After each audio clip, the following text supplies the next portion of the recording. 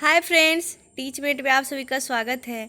BPSC head teacher exam जो होने वाली है उसमें आज हम लोग पार्ट ए से संबंधित यानी कि जनरल अवेयरनेस से संबंधित 75 प्रश्न को सॉल्व करेंगे और ये हमारा प्रैक्टिस सेट 2 है।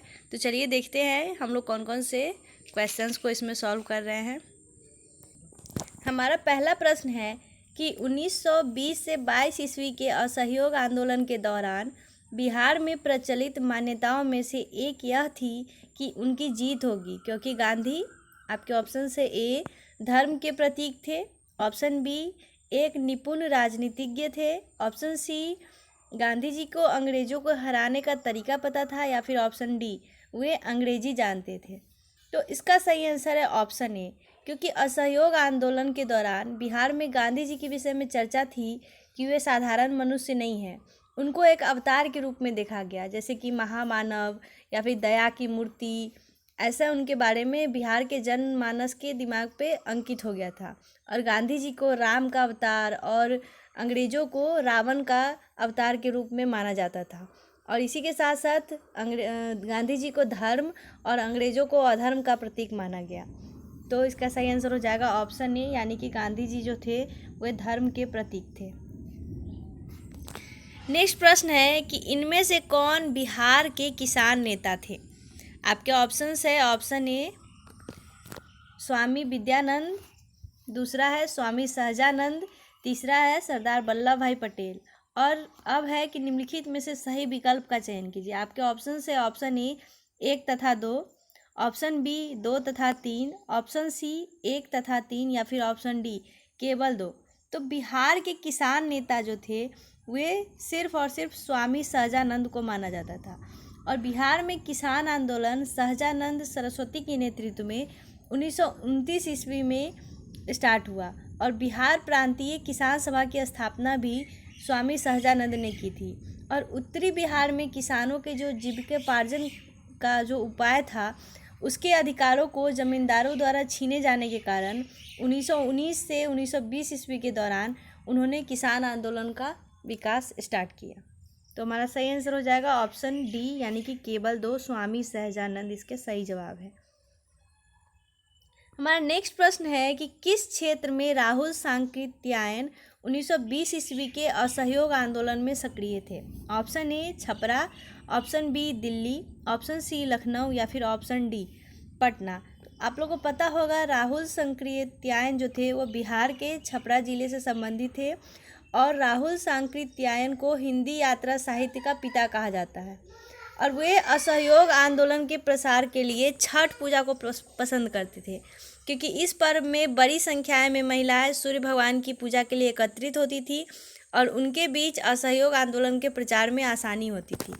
इसका सही जवाब हो गया ऑप्शन ए छपरा। हमारा नेक्स्ट प्रश्न है कि भारत के संविधान में संघीय शब्द का प्रयोग कहाँ पे हुआ है। आपके ऑप्शन है ऑप्शन ए भाग 3 में, ऑप्शन बी अनुच्छेद 368 में, ऑप्शन सी संविधान में कहीं नहीं, या फिर ऑप्शन डी प्रस्तावना। इसका सही जवाब है ऑप्शन सी, यानी कि कहीं नहीं, क्योंकि भारत के संविधान में कहीं भी संघीय या फिर फेडरल शब्द का प्रयोग नहीं किया गया है। भारतीय संविधान का जो पहला अनुच्छेद है उसमें कहा गया है कि भारत अर्थात इंडिया राज्यों का संघ होगा। और यद्यपि संविधान की संरचना परिसंघात्मक है किंतु प्रारूप समिति ने संघ को यूनियन शब्द का प्रयोग किया है, संघीय यानी कि फेडरल शब्द का प्रयोग नहीं किया गया है। तो हमारा सही जवाब हो जाएगा ऑप्शन सी। हमारा नेक्स्ट प्रश्न है कि निम्न में से कौन सा सबसे सशक्त स्कंदक है। आपके ऑप्शन है option A zinc chloride, option B aluminium chloride, option C barium chloride, या फिर ऑप्शन डी मैग्नीशियम सल्फेट। तो एल्युमिनियम क्लोराइड यानी कि AlCl3 जो होता है उसको सबसे सशक्त स्कंदक माना जाता है। हार्डी एवं स्लूस के नियम के अनुसार कोलाइडी घोल के विपरीत आवेश करने वाले आयन की बैलेंसी पर स्कंदक की शक्ति निर्भर करती है। तो हमारा सही आंसर हो गया option B aluminium chloride. Next प्रश्न है कि पानी में लटके हुए कोलाइडी कण किस प्रक्रिया से हटाए जा सकते हैं। आपके ऑप्शंस है ऑप्शन ए निस्पंदन, ऑप्शन बी अधिशोषण, ऑप्शन सी अवशोषण, या फिर ऑप्शन डी अस्कंदन। इसका सही जवाब है ऑप्शन डी, अस्कंदन। क्योंकि पानी में मिले हुए जो कोलाइडी कण हैं उसको अस्कंदन प्रक्रिया द्वारा हटाया जा सकता है। अस्कंदन में कोलाइडी कण एक साथ मिलकर बड़े कण का निर्माण करते हैं जो अंततः परत के रूप में जमा हो जाते हैं और ये द्रव के सतह पर तैरने लगते हैं और उसको हम लोग फिर वहाँ से हटा सकते हैं। इसका सही जवाब हो गया ऑप्शन डी। हमारा नेक्स्ट प्रश्न है कि वह गुण कौन सा है जो प्रकाश तरंग में दिखता है पर ध्वनि तरंग में नहीं दिखता है। आपके ऑप्शंस है ऑप्शन ए विवर्तन, ऑप्शन बी अपवर्तन, ऑप्शन सी ध्रुवन या फिर ऑप्शन डी व्यतिकरण। इसका सही आंसर है ऑप्शन सी ध्रुवन। यानी कि ध्रुवन ध्वनि तरंग में नहीं पाया जाता है। ध्रुवन में वैद्युत चुंबकीय विकिरण के स्पंदन को एक दिशा में नियंत्रित किया जाता है। हमारा नेक्स्ट प्रश्न है कि किस दिन को अंतर्राष्ट्रीय अहिंसा दिवस के रूप में मनाया जाता है। ऑप्शन ए 1 मई, ऑप्शन बी 2 अक्टूबर, ऑप्शन सी 24 अक्टूबर या फिर ऑप्शन डी 30 जनवरी। आप सबको इसका पता होगा कि अंतर्राष्ट्रीय अहिंसा दिवस के रूप में 2 अक्टूबर को मनाया जाता है क्योंकि 2 अक्टूबर के दिन महात्मा गांधी का जन्म हुआ था। नेक्स्ट प्रश्न है कि खुले बाजार के संचालन क्या संकेत करते हैं।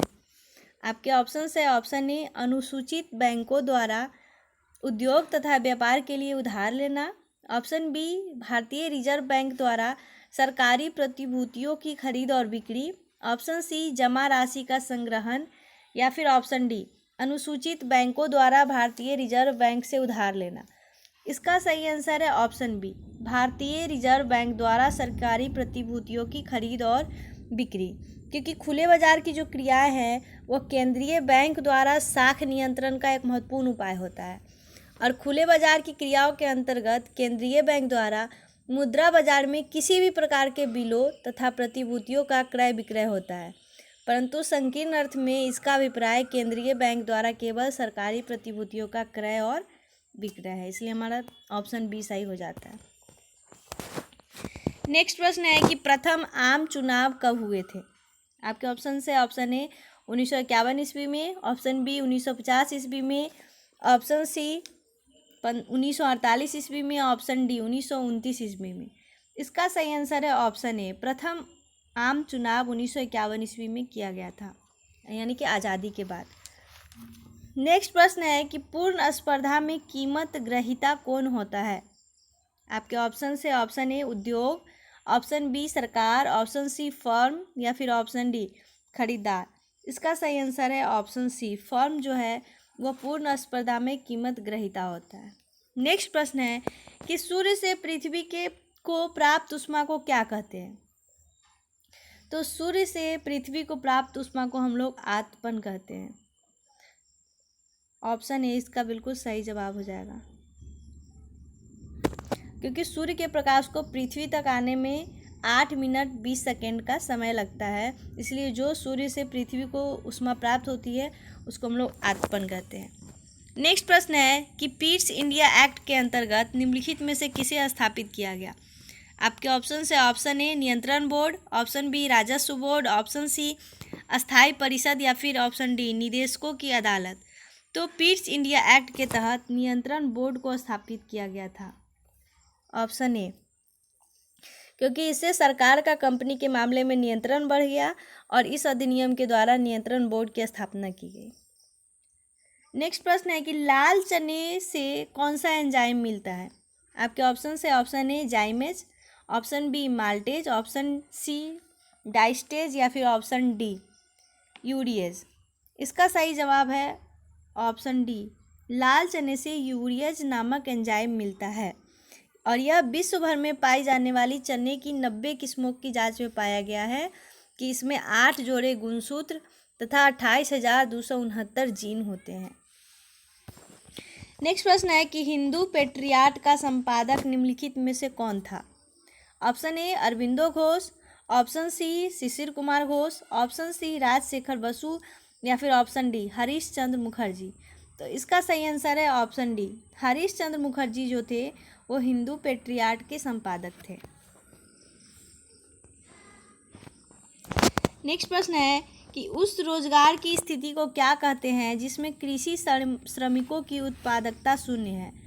आपके ऑप्शन से ऑप्शन ए मौसमी बेरोजगारी, ऑप्शन बी चक्रीय बेरोजगारी, ऑप्शन सी प्रच्छन्न बेरोजगारी या फिर ऑप्शन डी ढांचागत बेरोजगारी। इसका सही आंसर है ऑप्शन सी, यानी कि प्रच्छन्न बेरोजगारी। प्रच्छन्न बेरोजगारी में होता है कि ऐसे व्यक्ति जो अपनी श्रम शक्ति का कुछ न कुछ उपयोग करते रहते हैं, लेकिन उनकी जो सीमांत उत्पादकता होती है वह शून्य होती है। इसमें किसी विशेष कार्य में आवश्यकता से अधिक श्रमिक कार्यरत होते हैं, लेकिन इस अतिरिक्त श्रम को हटा लिया जाए तो उत्पादकता पर इसका कोई प्रभाव नहीं पड़ता है। नेक्स्ट प्रश्न है कि सीडी तथा डीवीडी की दंतुरता को कहते हैं। आपके ऑप्शन से ऑप्शन ए गर्त, ऑप्शन बी गुच्छ, ऑप्शन सी पथ या फिर ऑप्शन डी स्थल।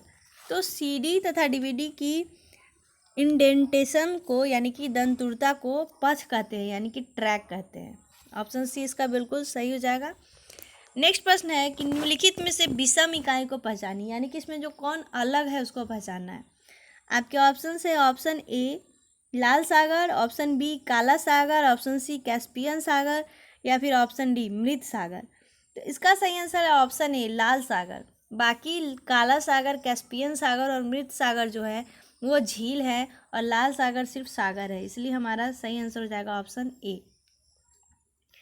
नेक्स्ट प्रश्न देखिए कि निम्नलिखित में से कौन सा खाद्य श्रृंखलाओं द्वारा संचयन के लिए महत्वपूर्ण शक के सहित यानी कि संभावना युक्त प्रतीत होता है। आपके ऑप्शन से option A DDT, option B parathion, option C lindane या फिर ऑप्शन डी कार्बेरिल। इसका सही आंसर है ऑप्शन ए डीडीटी, क्योंकि पारा और डीडीटी दोनों विषैले पदार्थ हैं जो खाद्य श्रृंखला में जमा होकर उसमें रह रहे जीवों को नुकसान पहुंचाते हैं। और डीडीटी जो है वह एक प्रकार का कीटनाशक पदार्थ होता है जो खाद्य श्रृंखला के अंतर्गत पहले कीटों पर, फिर उनसे छोटे पक्षियों पर, फिर बाद में उसका शिकार करने वाले पक्षियों के शरीर में प्रवेश कर उन्हें भारी नुकसान पहुंचाते हैं। इसी कारण इस पर प्रतिबंध भी लगा दिया गया है। नेक्स्ट प्रश्न है कि किसी रेडियो सक्रिय पदार्थ का आधा जीवन 4 महीनों का होता है, तो उसका 3/4 भाग कितने महीनों में नष्ट हो जाता है। आपके ऑप्शन से ऑप्शन ए 8 महीने, ऑप्शन बी 12 महीने, ऑप्शन सी 4 महीने या फिर ऑप्शन डी 6 महीने। इसका सही आंसर है ऑप्शन ए, यानी कि 8 महीने में उसका 3/4 भाग नष्ट हो जाता है। नेक्स्ट प्रश्न है कि निम्नलिखित में से कौन सा राष्ट्रीय उद्यान या अरण्य राजस्थान में नहीं है। आपके ऑप्शन से ऑप्शन ए सरिस्का राष्ट्रीय उद्यान, ऑप्शन बी सांबर वन जीवन अरण्य, ऑप्शन सी राजाजी राष्ट्रीय उद्यान या फिर ऑप्शन डी रणथंभौर राष्ट्रीय उद्यान। तो इसका सही आंसर है ऑप्शन सी राजाजी राष्ट्रीय उद्यान जो है वो उत्तराखंड राज्य में है, बाकी तीनों राजस्थान में ही है। नेक्स्ट प्रश्न है कि सोना महत्वपूर्ण धातु क्यों है। आपके ऑप्शन से ऑप्शन ए आघात वर्धिता तथा तन्यता के कारण, ऑप्शन बी बेचने पर अधिक मुद्रा मिलने के कारण, ऑप्शन सी आभूषण के कारण या फिर ऑप्शन डी अधिक शुद्धता के लिए। इसका सही आंसर है ऑप्शन सी आभूषण के कारण, कि विश्व में सोना की खान अत्यंत सीमित है और आभूषण एवं औषधि निर्माण हेतु अंतर्राष्ट्रीय बाजार में सोने की मांग बहुत अधिक है, इसलिए सोना को एक महत्वपूर्ण धातु माना जाता है। हमारा नेक्स्ट प्रश्न है कि किसके गणतंत्र में बुद्ध ने महापरिनिर्वाण प्राप्त किया। आपके ऑप्शन से ऑप्शन ए मल्ल के, ऑप्शन बी लिच्छवियों के, ऑप्शन सी शाक्यों के या फिर ऑप्शन डी पालों के। इसका सही आंसर है ऑप्शन ए मल्लों के, यानी कि हिरण्यवती के तट पर कुशीनगर में 80 वर्ष की आयु में 483 ईस्वी में भगवान बुद्ध का निर्वाण हुआ और बौद्ध परंपरा में इस घटना को महापरिनिर्वाण कहा जाता है। तो हमारा ऑप्शन ए इसका सही आंसर हो जाएगा। नेक्स्ट प्रश्न है कि हम हमेशा चंद्रमा के केवल एक तरफ को ही देखते हैं क्योंकि। आपके ऑप्शन से ऑप्शन ए चंद्रमा की अपने अक्ष पर घूर्णन की अवधि पृथ्वी के चारों तरफ इसके परिक्रमण की अवधि के बराबर होती है, ऑप्शन बी चंद्रमा स्थिर है, ऑप्शन सी सूर्य के चारों तरफ चंद्रमा के परिक्रमण की अवधि वही है जो सूर्य के चारों तरफ पृथ्वी के परिक्रमण की है, या फिर ऑप्शन डी पृथ्वी से भिन्न चंद्रमा अपने अक्ष पर घूर्णन नहीं करता है। इसका सही आंसर हो जाएगा ऑप्शन ए, क्योंकि चंद्रमा जब अपने अक्ष पे घूमता है ठीक उसी टाइम में पृथ्वी अपने अक्ष पे परिक्रमण करती है, यह दोनों की अवधि बराबर है। नेक्स्ट प्रश्न है कि जब ग्रेनाइट की चट्टानों का कायांतरण होता है तो वे किसमें परिवर्तित हो जाते हैं? इसका सही आंसर है ऑप्शन बी, ग्रेनाइट जो है वो नीस में बदल जाता है। नेक्स्ट प्रश्न है कि ध्वनि तरंग के विषय में क्या गलत है? तो यहाँ पे इसका सही जवाब हो जाएगा ऑप्शन ए, ध्वनि का वेग 3 × 10⁸ मीटर प्रति सेकेंड होता है। यह बिल्कुल गलत हो जाएगा, क्योंकि ध्वनि का वेग अलग अलग चीज़ में अलग अलग होता है। जैसे कि वायु में ध्वनि की चाल 332 मीटर प्रति सेकेंड होती है, जल में 1483 मीटर प्रति सेकेंड होती है, लोहे में अलग होती है। इसलिए हमारा सही आंसर हो जाएगा ऑप्शन ए। नेक्स्ट प्रश्न है कि लक्ष्मीबाई राष्ट्रीय शिक्षा संस्थान कहाँ स्थित है? तो लक्ष्मीबाई राष्ट्रीय शिक्षा संस्थान ग्वालियर में स्थित है, ऑप्शन बी। नेक्स्ट प्रश्न है कि नदी के किस प्रवाह के दौरान विसर्पण होता है? ऑप्शन ए, ऊपरी या पर्वत प्रवाह, ऑप्शन बी, मध्यम या घाटी प्रवाह, ऑप्शन सी, निचली या समतल प्रवाह, या फिर ऑप्शन डी, इनमें से कोई नहीं। इसका सही जवाब है ऑप्शन सी, निचली या समतल प्रवाह। नेक्स्ट प्रश्न है कि संविधान का कौन सा संशोधन राजनीतिक दल बदल से संबंधित है? तो राजनीतिक दल बदल से संबंधित संशोधन जो है वो 52वां है, 52। नेक्स्ट प्रश्न है कि पंपास चारागाह कहाँ पाया जाता है? पंपास चारागाह दक्षिण अमेरिका में पाया जाता है। नेक्स्ट प्रश्न है कि संविधान सभा में यह किसने कहा था कि सरकारी नीति के निदेशक सिद्धांत किसी बैंक में दे उस चेक की तरह है जिसका भुगतान बैंक अपनी सुविधा अनुसार करता है? और ये कहे थे केटी शाह, ऑप्शन डी। नेक्स्ट प्रश्न है कि स्वतंत्र भारत का पहला केंद्रीय बजट किसने प्रस्तुत किया था? पहला केंद्रीय बजट आर.के. षणमुखम चेट्टी ने प्रस्तुत किया था। नेक्स्ट प्रश्न है कि प्राचीनतम भारतीय सभ्यता का नाम बताइए, सबसे पुराना। और ये सबको पता है, सिंधु घाटी सभ्यता जो है वो प्राचीनतम भारतीय सभ्यता थी। नेक्स्ट प्रश्न है कि निम्नलिखित झीलों में से कौन सी बिहार में स्थित है? तो बिहार में स्थित झील अनुपम झील है। नेक्स्ट प्रश्न है कि आधारभूत संरचना या आकार में समान भिन्न भिन्न कार्यों को करने के लिए रूपांतरित अंग क्या कहलाते हैं? तो ये समजात अंग कहलाते हैं, ऑप्शन बी इसका बिल्कुल सही जवाब हो जाएगा। नेक्स्ट प्रश्न है कि अमुक्त माल्यदा किसकी रचना है? कृष्णदेव राय, ऑप्शन बी वाच्याराज, ऑप्शन सी खारवेल, या फिर ऑप्शन डी अल्लासानी पेदन्ना।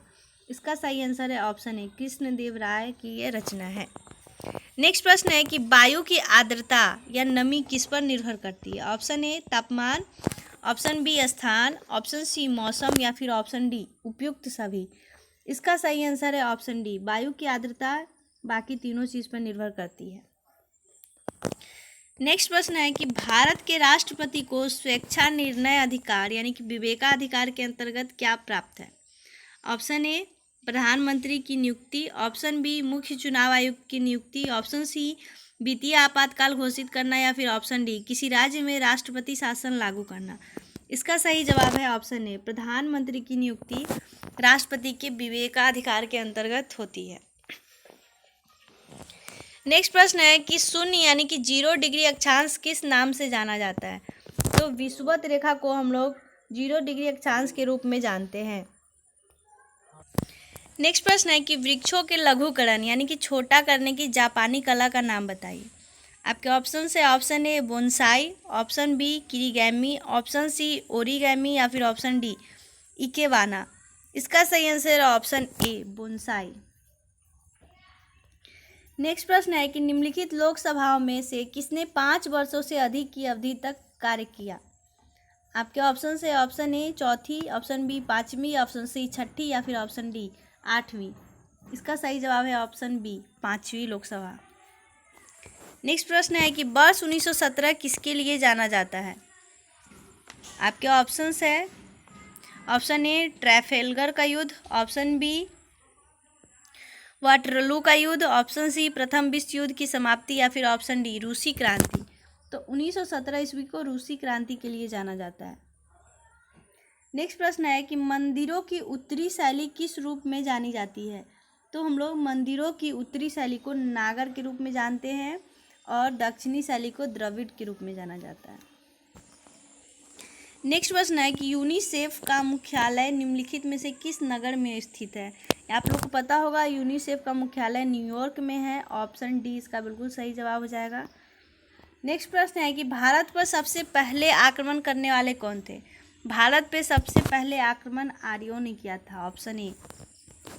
नेक्स्ट प्रश्न है कि अर्थशास्त्र का जनक यानी कि प्रवर्तक किसे कहा जाता है। तो आप लोगों को पता होगा अर्थशास्त्र के जनक के रूप में एडम स्मिथ का नाम आता है। नेक्स्ट प्रश्न है कि चक्रवात कब होता है।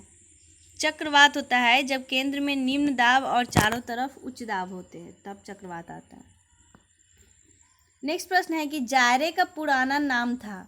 जायरे का पुराना नाम कॉन्गो था, अब उसका नाम बदल के जायरे हो गया है। नेक्स्ट प्रश्न है कि भारत में अलवण जल की सबसे बड़ी झील कौन सी है। आपके ऑप्शंस है ऑप्शन ए डल झील, ऑप्शन बी भीमताल झील, ऑप्शन सी बुलर झील या फिर ऑप्शन डी नैनीताल झील। अलवण झील जो है वो बुलर झील है, बाकी तीनों लवण वाला झील है, यानी कि इस तीनों का पानी नमकीन होता है और बुलर झील का पानी मीठा होता है। विश्व की सबसे लंबी नदी कौन सी है। सभी आदमी को पता होगा विश्व की सबसे लंबी नदी को नील नदी कहते हैं। नेक्स्ट प्रश्न है कि पत्ती में खम्भ मृदुतक का मुख्य प्रकार है। आपके ऑप्शंस है ऑप्शन ए प्रकाश वाष्पोत्सर्जन, ऑप्शन बी चालन, ऑप्शन सी श्वसन या फिर ऑप्शन डी प्रकाश संश्लेषण। इसका सही जवाब है ऑप्शन डी प्रकाश संश्लेषण है पत्ती का मेन कार्य। नेक्स्ट प्रश्न है कि भारतीय अर्थव्यवस्था किस प्रकार की अर्थव्यवस्था है। हम सभी लोग जानते हैं भारतीय अर्थव्यवस्था को मिश्रित अर्थव्यवस्था कहा जाता है। नेक्स्ट प्रश्न है कि जयप्रकाश नारायण किस नाम से पहचाने जाते हैं। और जयप्रकाश नारायण को हम लोग लोकनायक जयप्रकाश नारायण कहते हैं और ये हम लोग के बुक में भी दिया गया है जयप्रकाश नारायण यानी कि लोकनायक जयप्रकाश नारायण। नेक्स्ट प्रश्न है कि मानव शरीर में स्नायु किसके बने होते हैं। आपके ऑप्शन है ऑप्शन ए श्वेत रेशे और कुछ पित्त प्रत्यास्थ रेशे, ऑप्शन बी केवल श्वेत रेशे यानी कि तंतु, ऑप्शन सी केवल पित्त रेशे या फिर ऑप्शन डी पित्त रेशे और पेशी रेशे। तो मानव शरीर में स्नायु जो है वो श्वेत रेशे और कुछ पित्त प्रत्यास्थ रेशे के बने होते हैं। नेक्स्ट प्रश्न है कि निम्नलिखित प्रकार के मलेरिया में से कौन सा प्रनाशी मलेरिया है। आपके ऑप्शन से option A vivax, option C पुनरावर्तन, ऑप्शन सी तृतीयक या फिर ऑप्शन डी दुर्दुम। इसका सही आंसर है ऑप्शन डी दुर्दुम। नेक्स्ट प्रश्न है कि सिस्टमा नेचुरे पुस्तक किसने लिखी थी। Option A Lamarck, option B Buffon, option C Darwin या फिर ऑप्शन डी लिनियस। ये बुक जो है वो लिनियस ने लिखी थी। नेक्स्ट प्रश्न है कि एक समान संहति वाली एक धातु की गेंद और एक रबर की गेंद दोनों एक ही वेग से सामान्य रूप से एक भित्ति पर प्रहार करती है, तो रबर की गेंद प्रतिक्षिप्त होती है और धातु की गेंद प्रतिक्षिप्त नहीं होती। इससे क्या निष्कर्ष निकाला जा सकता है। आपके ऑप्शन से ऑप्शन ए रबर की गेंद संवेग में अधिक परिवर्तन सहती है, ऑप्शन बी धातु की गेंद संवेग में अधिक परिवर्तन सहती है, ऑप्शन सी दोनों ही संवेग में एक सा परिवर्तन सहती है या फिर ऑप्शन डी रबर की गेंद का प्रारंभिक संवेग धातु की गेंद की अपेक्षा अधिक होता है। इसका सही जवाब है ऑप्शन ए रबर की गेंद संवेग में अधिक परिवर्तन सहती है, क्योंकि रबर की गेंद अधिक उछलती है और धातु की गेंद नहीं उछलती है। और इसका फॉर्मूला हम लोग जानते हैं मास इनटू वेलोसिटी। तो रबर की गेंद का जो संवेग बल होता है वो ज़्यादा हो जाएगा और धातु की गेंद का संवेग बल कम हो जाएगा, इसलिए इसका सही जवाब हो गया ऑप्शन ए। नेक्स्ट प्रश्न है कि धानों की खेती सबसे पहले किस काल में प्रारंभ हुई। आपके ऑप्शन से ऑप्शन ए नव प्रस्तर काल, ऑप्शन बी मध्य पाषाणी काल, ऑप्शन सी पूरा पाषाणी काल या फिर ऑप्शन डी आद्य ऐतिहासिक यानी कि प्रोटो हिस्टोरिक काल। इसका सही जवाब है ऑप्शन ए नव प्रस्तर काल में धान की खेती स्टार्ट हुई थी। नेक्स्ट प्रश्न है कि यदि कोई वस्तु यानी कि पिंड एक वृत्त में एक समान चाल से घूमती है तो इसका वेग हमेशा एक समान रहता है। ऑप्शन डी इसका सही जवाब हो जाएगा। नेक्स्ट प्रश्न है कि सोनोग्राफी में प्रयुक्त तरंगे है। सोनोग्राफी में कौन सा तरंग उपयोग होता है? आपके ऑप्शन है ऑप्शन ए सूक्ष्म तरंग, ऑप्शन बी अवरक्त तरंग, ऑप्शन सी ध्वनि तरंग या फिर ऑप्शन डी पराश्रवित तरंग। इसका सही आंसर है ऑप्शन डी पराश्रवित तरंग। नेक्स्ट प्रश्न है कि फिफ्थ जनरेशन यानी कि 5वीं पीढ़ी की कंप्यूटर है। Option A data processors, option B knowledge processors, option C data interpreters या फिर ऑप्शन डी डेटा कंट्रोलर्स। इसका सही जवाब है option B knowledge processor. Next प्रश्न है कि कॉस्मिक किरणें आपके ऑप्शन से ऑप्शन ए आवेशित कण है, ऑप्शन बी अनावेशित कण है, ऑप्शन सी आवेशित तथा अनावेशित दोनों हो सकती है या फिर ऑप्शन डी उपयुक्त में से कोई नहीं। इसका सही आंसर है ऑप्शन सी, ये आवेशित भी हो सकती है और अनावेशित भी हो सकती है। नेक्स्ट प्रश्न है कि कांग्रेस छोड़ने के बाद सुभाष चंद्र बोस ने फॉरवर्ड ब्लॉक का गठन कब किया? ऑप्शन ए 1939 में, ऑप्शन बी 1938 में, ऑप्शन सी 1940 में या फिर ऑप्शन डी 1943 ईस्वी में। इसका सही जवाब है ऑप्शन ए 1939 ईस्वी में सुभाष चंद्र बोस ने फॉरवर्ड ब्लॉक का गठन किया था। नेक्स्ट प्रश्न है कि प्रयोगशाला में संश्लेषित किया गया पहला कार्बनिक यौगिक कौन सा था? इसका सही जवाब है ऑप्शन ए यूरिया। सबसे पहले यूरिया को ही प्रयोगशाला में बनाया गया था। नेक्स्ट प्रश्न है कि अंतर्राष्ट्रीय साक्षरता दिवस प्रतिवर्ष निम्नलिखित में से किस दिन मनाया जाता है? ऑप्शन ए 8 सितंबर, ऑप्शन बी 18 मार्च, ऑप्शन सी 28 मार्च या फिर ऑप्शन डी 18 सितंबर। इसका सही जवाब है ऑप्शन ए 8 सितंबर को अंतर्राष्ट्रीय साक्षरता दिवस के रूप में मनाया जाता है। नेक्स्ट प्रश्न मैथ से है कि यदि 2, 5, 7, 9 और स्टार 8, 4 पूर्णतः 11 से विभाज्य हो तो तारांकित स्थान पर क्या होगा? आपके ऑप्शंस है option A 7, option B 8, option C 5 या फिर ऑप्शन डी 9। आप लोग को पता होगा कि कोई भी संख्या 11 से तभी विभाज्य होगी जब इकाई से बाईं ओर चलने पर सम स्थानों के अंकों का योग तथा विषम स्थानों के अंकों के योग का अंतर 0 हो या फिर वह 11 का गुणक हो।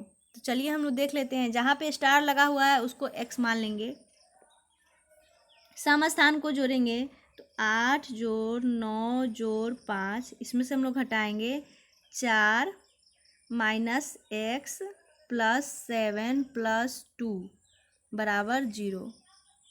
अब हो जाएगा, इसको सॉल्व करेंगे तो ये हो जाएगा 9 माइनस एक्स बराबर 0। एक्स का मान आ गया हम लोग का 9 ऑप्शन में है, इसलिए हमारा सही आंसर हो जाएगा ऑप्शन डी।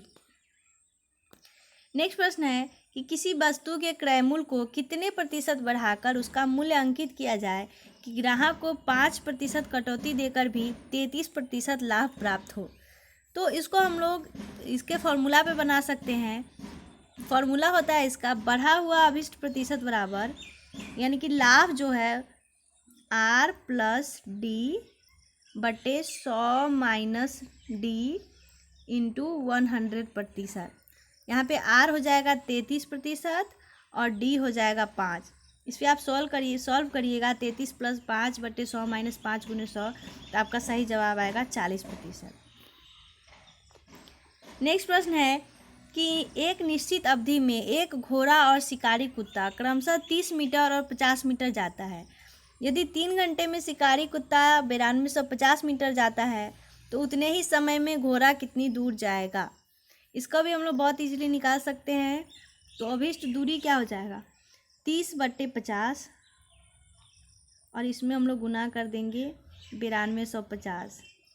इसको सॉल्व करिएगा तो आपका आंसर आ जाएगा 5550 यानी कि ऑप्शन सी। चलिए नेक्स्ट प्रश्न को देखते हैं। नेक्स्ट प्रश्न है कि कोई धनराशि 3.5 वर्षों में 950 रुपये तथा 6.1/4 वर्षों में 1148 रुपये हो जाती है, तो वह धन राशि क्या है? इसको आप लोग इस फॉर्मूला पे बनाइएगा, यानी कि यहाँ पे हम लिख देते हैं, उसको सॉल्व कर लीजिएगा तो आपको आंसर मिल जाएगा 950 माइनस 1148 में से हम घटा लेंगे 950 को और नीचे बट्टा में कर देंगे दोनों का टाइम, यानी कि 25/4 माइनस 7/2 और इसमें हम लोग गुना कर देंगे 7/2 से। इसको सॉल्व करिएगा तो आप लोग का आंसर आ जाएगा 698 रुपये, यानी कि ऑप्शन सी इसका बिल्कुल सही जवाब हो जाएगा। नेक्स्ट प्रश्न है कि a/b प्लस b/a का मान ज्ञात करें जब a + b = 8 और ab = 4 हो। तो आप लोग इसको सॉल्व करिएगा, बट्टा वर्ग का जोड़ करिएगा तो आप लोग को फार्मूला आ जाएगा a² + b² बटे ab, और a² + b² यानी कि इसको हम लोग लिख सकते हैं a + b का होल स्क्वायर माइनस 2ab। को सॉल्व करने पे ये आ जाएगा आपको a + b का होल स्क्वायर माइनस 2ab और बट्टा में यहाँ पे ab। अब इसका मान रख देंगे तो हमारा आंसर आ जाएगा 14, ऑप्शन डी। चलिए नेक्स्ट प्रश्न देखते हैं, यह रीजनिंग से संबंधित है कि निम्नलिखित प्रश्न में दिए गए विकल्पों में से विषम शब्द युग्म को पहचानिए। इसमें जो अलग कौन सा है उसको पहचानना है। ऑप्शन ए गाय घास खाती है, ऑप्शन बी बंदर केला खाता है, ऑप्शन सी खरगोश गाजर खाता है, लेकिन ऑप्शन डी कुत्ता भौंकना नहीं खाता है, कुत्ता भौंकता है, बोलता है। और यहाँ पे सब उसका प्रिय खाने के बारे में दिया गया है, इसलिए हमारा ऑप्शन डी बिल्कुल अलग हो जाएगा। नेक्स्ट प्रश्न देखिए, नीचे दिए गए प्रश्न में 4 संख्या युग्म दिए गए हैं और डैश के बाईं ओर दी गई संख्या के दाईं ओर के तर्क नियम से संबंधित है। तो 3 उसी तर्क नियम पे एक समान है और अगला कौन सा भिन्न है। सो देखिए 11 का हम लोग स्क्वायर करेंगे तो 121 आ जाएगा, सही है। 13 का स्क्वायर करेंगे तो 169 आ जाएगा। 19 का स्क्वायर करेंगे तो 361 आ जाएगा, लेकिन 17 का स्क्वायर करेंगे तो 279 नहीं आएगा, 289 आएगा, 289। यहाँ पे 279 लिखा हुआ है, इसलिए हमारा सही आंसर हो जाएगा ऑप्शन ए। 17 का स्क्वायर करने पे 289 आता है। नेक्स्ट प्रश्न है कि निम्नलिखित प्रश्नों में दिए गए विकल्प में से विषम अक्षर को चुनिए। FDB LJI SQO या फिर ऑप्शन डी ZXB। यहाँ पे देखिए F के बाद 2 घटाएंगे तो D आएगा, D के बाद 2 घटाएंगे तो B आएगा। इसी तरह S में 2 घटाएंगे तो Q आएगा और Q से 2 घटाएंगे तो O आएगा। इस ऑप्शन डी का भी वही है, Z से 2 घटाएंगे तो X और X से 2 घटाएंगे तो V। लेकिन ऑप्शन बी अलग है, क्योंकि L से 2 घटाएंगे तो J आएगा, लेकिन J के एक ही घटाने पे I आ जा रहा है, इसलिए हमारा ऑप्शन बी यहाँ पे सही हो गया।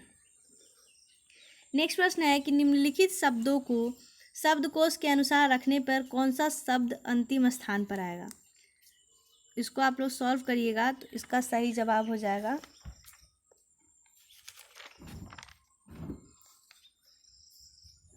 Option B church. नेक्स्ट प्रश्न देखते हैं कि निम्नलिखित प्रश्न में से दिए गए विकल्पों में से लुप्त अंक ज्ञात कीजिए।